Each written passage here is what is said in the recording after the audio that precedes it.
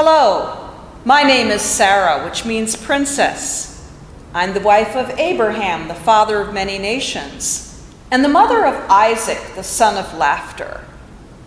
As you may have already heard, Abraham and I didn't think we'd be able to have any children.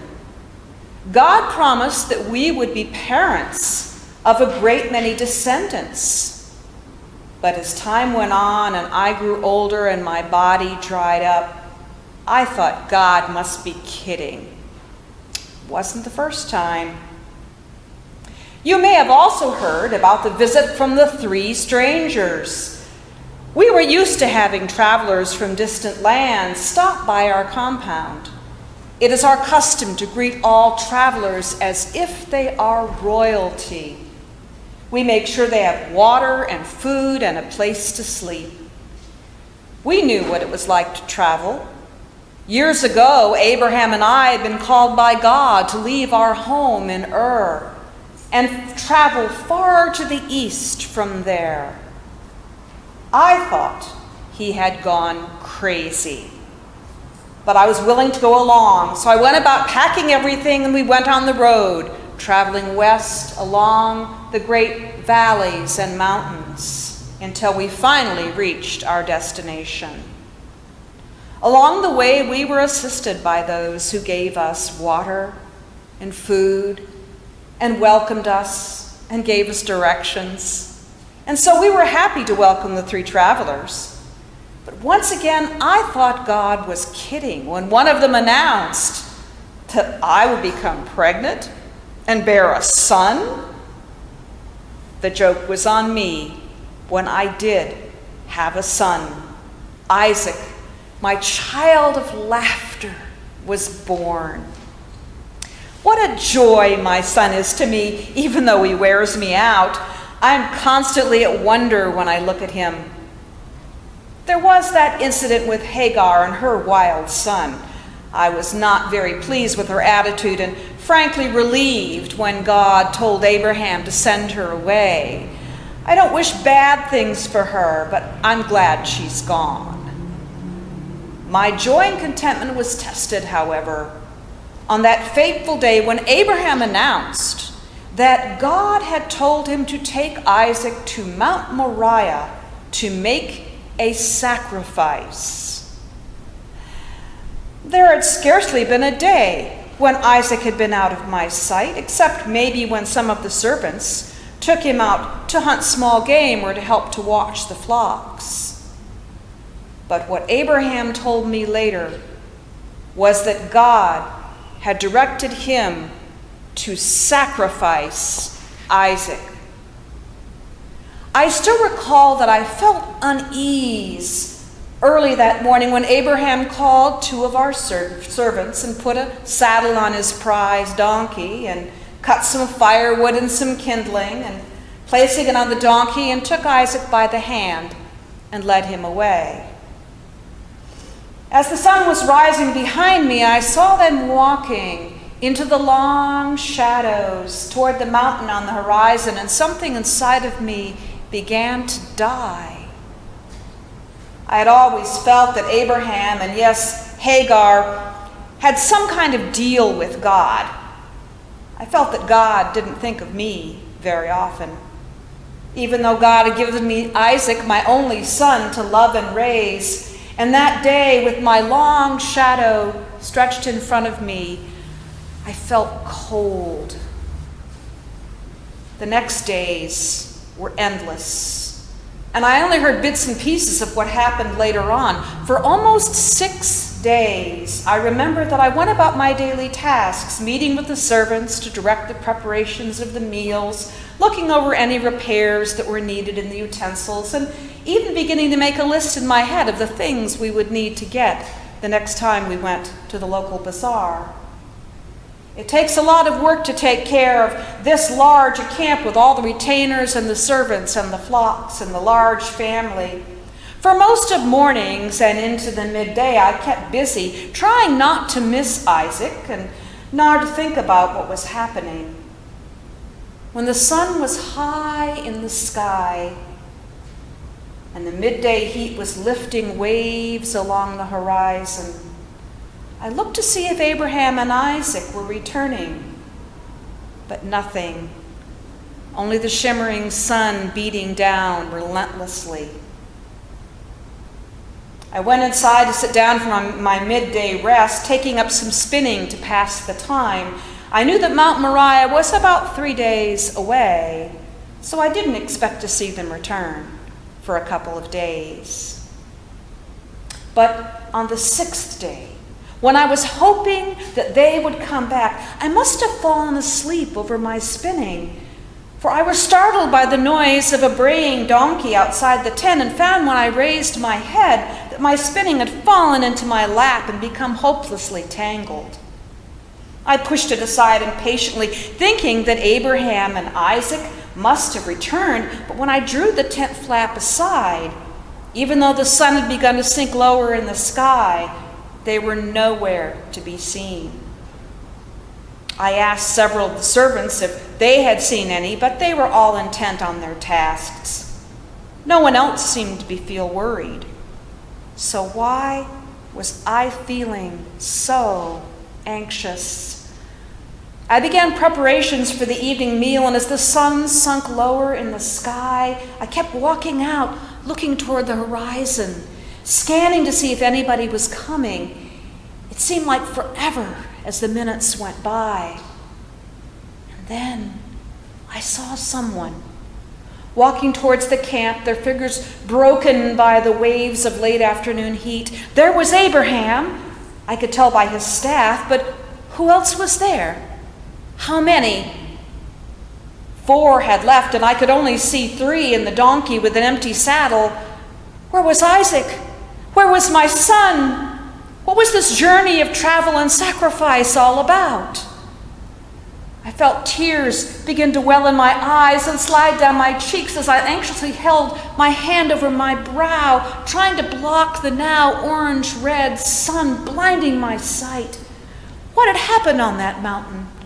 What had God done this time? As I said before, I felt a great dread rise in my heart. I knew that Abraham would do anything that God commanded. But what had this to do with Isaac, my only son? I looked again through my tears, and yes, this time I could see 4 figures. Was that Isaac running toward me?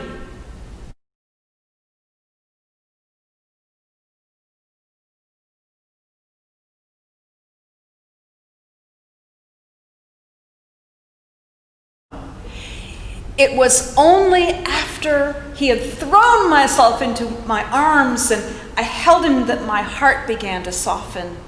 He embraced me, and as Abraham went slowly into the tent to lie down, I asked Isaac what had happened. He curled up in my lap and told me a tale that I could hardly believe.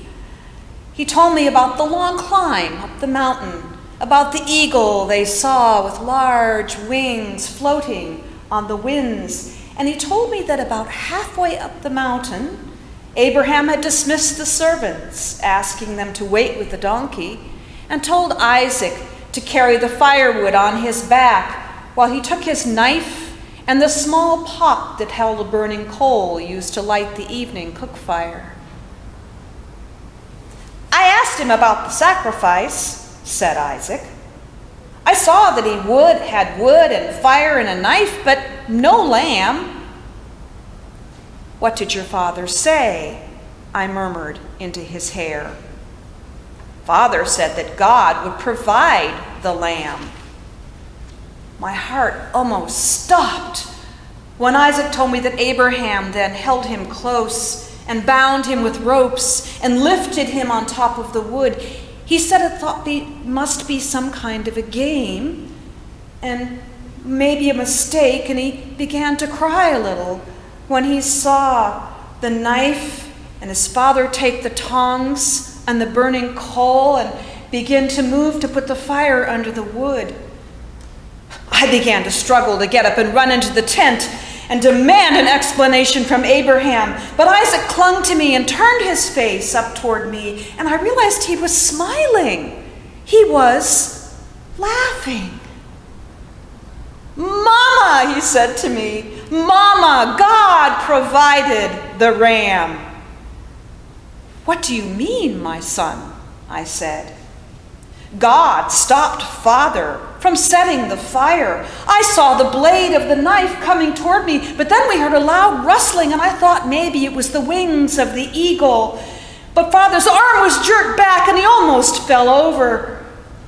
For a moment, Father looked into the sky, and I think that God was speaking to him because he said, "Here I am." And then he turned, and I realized the rustling sound came from a ram caught in a thicket by his horns. "What happened then, my son?" I said. Father lifted me off the altar and unbound me. Together we freed the ram from the thicket, and I saw Father kill the ram and lay it on the altar and light the fire. The heat and the smell of the sacrifice was so much that we had to back away, but I felt him reach down and take my hand, and we watched until the fire began to die down and the ram was roasted all the way through. And then we turned to go down the mountain and to come home to you. I held Isaac close, and I rocked back and forth while he smiled and hugged me. What was the meaning of this strange event? How could God ask Abraham to sacrifice his only son, my son? It was only days later that Abraham was able to tell me his version of the journey. And even then he seemed to be shaken, his eyes staring into the beyond, straining to see what? He told me he had named the place Jehovah Jireh. God sees, God provides. I know I pondered this for many days, and even now I cannot understand how God would ask this of Abraham. I had heard from some of the servants that they knew other peoples who would sacrifice their children, burning them as an offering to their gods, but it still didn't make sense. How could God, who called us to the promised land, who'd promised to make us a great nation, put those promises aside? How could God ask a father to sacrifice his only son for the sake of a nation? What father would give up his only son as a sacrifice for many?